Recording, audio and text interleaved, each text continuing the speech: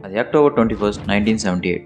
Frederick వాలంటిచ్ అనే 20 ఏళ్ల Australian pilot Melbourne అవుట్స్కట్స్లో ఉన్న అవెండల్ హైట్స్ అనే చోటు నుండి 20 కిలోమీటర్లో ఉన్న మ్యారబోర్న్ ఎయిర్పోర్ట్కి తన కారులో ఇంచుమించు 4:40 PM బయలుదేరాడు. అప్పట్లో ఉన్న ట్రాఫిక్ బట్టి ఫ్రెడరిక్ 30 to 40 మినిట్స్లో ఎయిర్పోర్ట్కి చేరుకున్నాడు. అంటే ఇంచుమించు 5:30 PM అన్నమాట. అక్కడికి వెళ్ళగానే ఆకాశం ఎంతో ప్రశాంతంగా ఉండడం, ఇంకా వెదర్ కూడా నార్మల్గా ఉండడం వల్ల ఫ్రెడరిక్ ఒకసారి క్యాజువల్గా ఫ్లైట్లో కొంతసేపు ఫ్లై చేద్దామని అనుకున్నాడు. ఫ్లయింగ్ కోసం ప్రిపేర్ అయ్యి తను రెంట్కి తీసుకున్న సెస్నా 182L లైట్ ఎయిర్క్రాఫ్ట్ని స్టార్ట్ చేశాడు. అప్పుడు టైం ఎగ్జాక్ట్గా 6:19 PM వస్తుంది. ఫ్రెడరిక్ తను ఉన్న మ్యారబోర్న్ ఎయిర్పోర్ట్ నుండి 200 కిలోమీటర్ల దూరంలో ఉన్న కింగ్ ఐలాండ్కి డెస్టినేషన్ ఫిక్స్ చేసుకుని ఫ్లైట్ని టేకాఫ్ చేశాడు.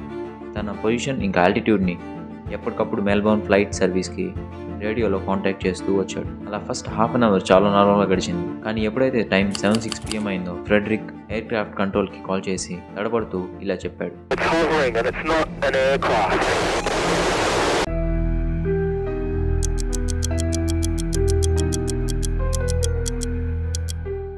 మనుషులు కాలం గడిచే కొద్దీ ఈ వరల్డ్లో ఉన్న ఎన్నో మిస్టీరియస్ థింగ్స్ని డిస్కవర్ చేస్తూ ఎర్త్లోనే డామినెంట్ స్పీసీస్గా నిలిచారు.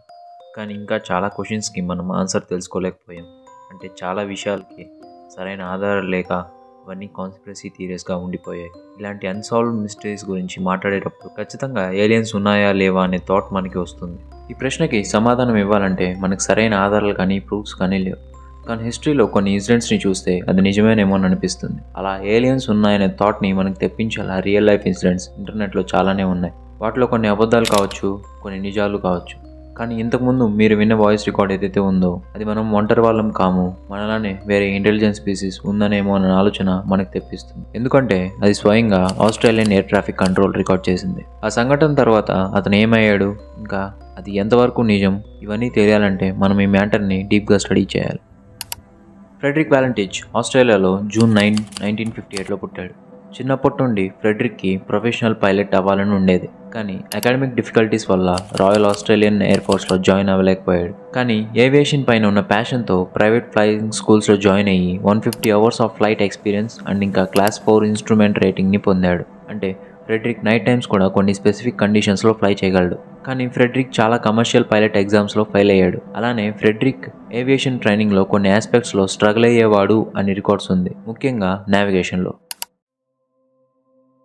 ఫ్రెడరిక్ కింగ్ ఐలాండ్కి డెస్టినేషన్ ఫిక్స్ చేసుకుని తను రెంట్కి తీసుకున్న సెస్నా 182L లైట్ ఎయిర్క్రాఫ్ట్తో కరెక్ట్గా 6:19 PMకి మెల్బోర్న్ ఎయిర్పోర్ట్ నుండి బయలుదేరాడు. అలానే మెల్బోర్న్ ఫ్లైట్ సర్వీస్కి రేడియోలో కాంటాక్ట్లో ఉంటూ 4000 feet ఆల్టిట్యూడ్ని మెయింటైన్ చేస్తూ బాస్ స్ట్రైట్ మీదుగా వెళ్తూ ఉన్నాడు.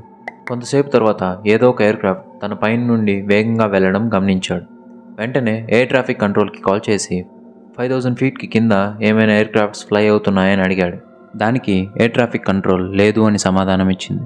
వెంటనే ఫ్రెడరిక్ లేదు, ఒక పెద్ద ఎయిర్ క్రాఫ్ట్ 5000 feet ఆల్టిట్యూడ్లో ఉంది అని చెప్పాడు. అది చూడడానికి ఎలా ఉంది అండ్ అది ఏ టైప్ ఆఫ్ ఎయిర్ క్రాఫ్ట్ అని ఎయిర్ ట్రాఫిక్ కంట్రోల్ వాళ్ళు అడిగారు. దాని వేగం వల్ల అది ఎలా ఉందో చెప్పలేను, కానీ దానికి ఏదో ఒక రకమైన లైట్స్ ఉన్నాయి, అవి చూడడానికి ల్యాండింగ్ లైట్స్ లాగా ఉన్నాయని ఫ్రెడరిక్ చెప్పాడు. అలానే అది తనతో ఆటలాడుతోంది అని అన్నాడు.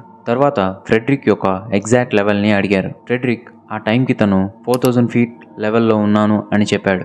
ఆ తర్వాత సడన్గా ఫ్రెడరిక్ ఒక మాట అన్నాడు, అదే it's not an air craft.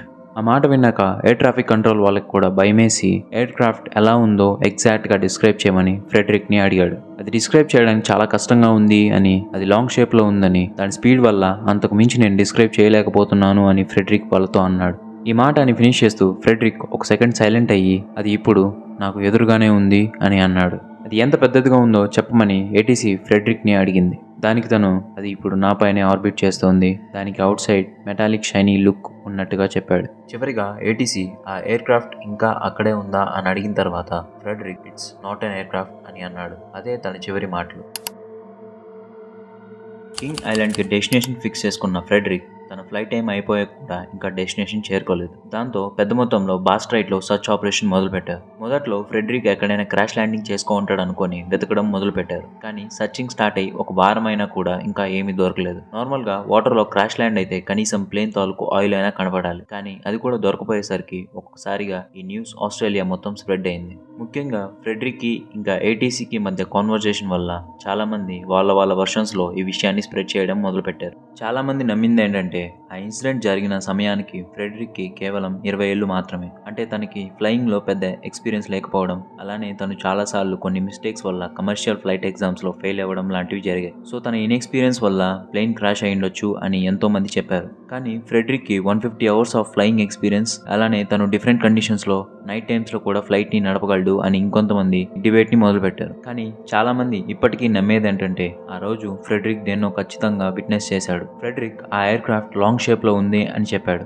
పైగా అది చాలా వేగంగా మూవ్ అవుతోంది అని కూడా చెప్పాడు. ఆ టైంకి అలాంటి ఒక ఎయిర్ క్రాఫ్ట్ అసలు లేనే లేదు. అంతేకాకుండా ఫ్రెడరిక్ ఫ్లై చేస్తున్న సమయంలో వేరే ఏ ఎయిర్ క్రాఫ్ట్స్ ఆ రీజియన్లో లేవు అని ఏటీసీ చెప్పింది. ఈ మ్యాటర్ని ఇంకా హైలైట్ చేసేలా ఆ టైంకి ఆ రీజియన్లో ఆకాశంలో ఏవో వింత లైట్స్ కనపడినట్టు 20 మంది సివిలియన్స్ చెప్పారు. ఇవన్నీ చూస్తే ఖచ్చితంగా మనం ఒంటరి వాళ్ళం కాము అని అనిపిస్తుంది. ఫ్రెడరిక్ గురించి ఇలా న్యూస్ సర్క్యులేట్ అవుతున్న సమయంలో ఫ్రెడరిక్ ఫాదర్ మాత్రం తన కొడుకుని ఏలియన్స్ పట్టుకెళ్ళాయని మళ్ళీ తిరిగి వదిలేస్తాయని నమ్ముతూ ఫ్రెడరిక్ కోసం వెయిట్ చేశాడు. కానీ ఇప్పటికీ ఫ్రెడరిక్ మాత్రం తిరిగి రాలేదు. ఇంతకీ మీరేమనుకుంటున్నారో కూడా కింద కామెంట్స్లో చెప్పండి.